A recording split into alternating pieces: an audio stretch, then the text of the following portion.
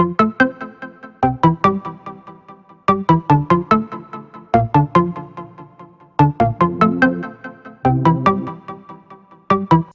Moldovan a fost, este și va rămâne una dintre cele mai iubite cântărețe de muzică populară și de operă, dar și o actriță de seamă care a însuflețit personaje cheie în filme și musicaluri de succes. Cunoscuta interpretă de muzică populară, are o poveste de viață incredibilă. Dincolo de folclor, Angela a cântat și muzică de operă și a jucat în filme de succes. A impresionat lumea datorită talentului său și a staturii sale. Aceasta era mică de statură, dar avea în ea un suflet mare care urma să-i aducă admirația tuturor celor din jur. Femeia a devenit cunoscută în urma filmului Veronica. Cei mici au îndrăgit-o pe artistă în momentul în care a apărut filmul menționat anterior, în care juca rolul îngrijitoarei de la orfelinat. Aceasta se asigura că toți copiii se simt bine și reușesc să uite de faptul că se află într-o asemenea instituție. În același timp, toată lumea îi adora bundița, prezentă în toate melodiile pe care le cânta, iar oamenii din China au considerat-o una dintre cele mai bune artiste din lume în momentul în care a mers și a susținut un turneu important prin toată țara, turneu care a durat aproape 4 luni. A jucat și în alte producții, iar în paralel s-a ocupat de cariera muzicală pentru care s-a pregătit de la o vârstă fragedă. De asemenea, este considerată interpreta de muzică populară care i-a făcut pe bucureșteni să îndrăgească ritmurile basarabene. Angela Moldovan s-a născut pe 19 septembrie în anul 1927 în Chișinău, Moldova, dar viața a purtat-o mereu în diferite colțuri ale lumii. În copilărie s-a mutat cu părinții săi la Târgu Mureș, apoi la Timișoara și Suceava, din cauza obligațiilor de serviciu pe care le avea tatăl său. Tata se ocupa de analiza și marcarea metalelor prețioase la un birou special. Era șef de serviciu pe județ. Era destul de delicată meseria lui, supusă la felurite riscuri și ispite. Pentru a nu putea intra în cine știe ce relații necinstite cu negustorii sau alți proprietari de aur, de argint, era mutat la fiecare 4 ani într-un alt oraș. Normal, și eu am colindat astfel toată țara.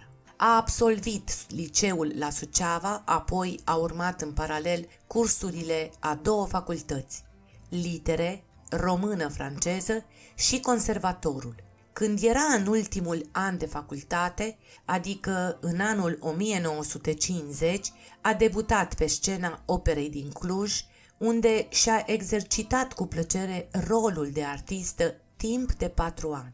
Intrasem încă din anul întâi de facultate și în corul operei ca să mai câștig un ban să mă pot întreține.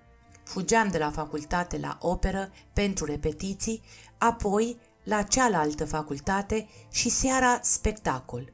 Mâncam la niște cantine ale Crucii Roșii, ale învățătorilor și ele sărace, supă de chimeni și mămăligă cu prune uscate. Când am luat primii bani de la operă, am stat și m-am gândit, ce să-mi cumpăr?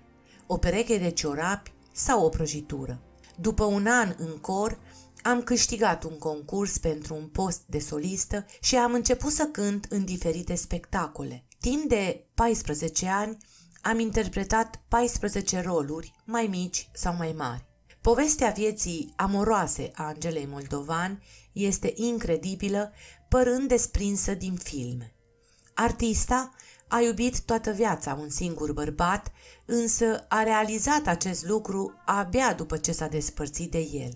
Actorul Victor Moldovan, marea iubire a artistei, a fost motivul pentru care interpreta a părăsit Clujul și s-a mutat la București. Angela și Victor Moldovan s-au cunoscut în anul 1950 în timpul spectacolului Paharul cu apă și s-au căsătorit 2 ani mai târziu, în anul 1952.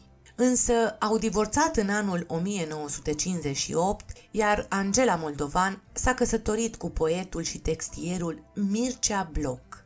Acesta a compus versurile multor cântece care vor rămâne în istorie. Mi-am făcut bundiță nouă, Fata Neichi, ori Sârba de la Deleni. Cei doi au fost împreună până în anul 1970, când au divorțat. La 8 ani după divorțul de al doilea soț, artista i-a spus din nou da lui Victor Moldovan. Într-un interviu mai vechi, Angela Moldovan povestea cât de greu i-a fost atunci când s-a mutat în București. Nu voiam să plec din Cluj. Am stat un an așa, el aici, eu acolo. Nu se putea adapta și tot făcea memorii să revină la Cluj. Nici acum, după 51 de ani, nu s-a obișnuit cu viața din capitală. Nu i-au aprobat să revină în Cluj. A trebuit să mă mut eu. Nu am găsit nicio poartă deschisă pentru mine. La operă, toate locurile erau ocupate, nici n-au vrut să audă de mine. Cine eram eu? Nu aveam nici unde locui. Am stat un an de zile într-o cabină a actorilor la teatrul, care acum se cheamă Odeon, de pe Calea Victoriei. Atunci era acolo Teatrul Național. După această perioadă grea, succesul a început să o copleșească pe artistă. Inițial a fost acceptată ca solistă în ansamblu Barbu Lăutaru, iar apoi în ansamblu Ciocârlia. De atunci, spectacolele s-au înmulțit peste noapte, ajungând astfel să colinde întreaga lume. A cântat în aproape toate colțurile globului și au apărut știri despre ea în presa de peste hotare. Toate ziarele pomeneau numele Angela Moldovan și o prezentau cititorilor pe artista noastră ca pe o ambasadoare a culturii românești. Iată câteva pasaje extrase din ziarele internaționale în care s-a scris despre ea. Angela Moldovan are o voce fină cu care urcă și coboară de la registrul înalt până la notele joase, cu ușurința cu care o pasăre se lasă din zbor pe o crenguță, fără să facă să îi tremure frunzele. Vreau să menționez că mi-a fost dat să văd cel mai captivant zâmbet apărut până acum.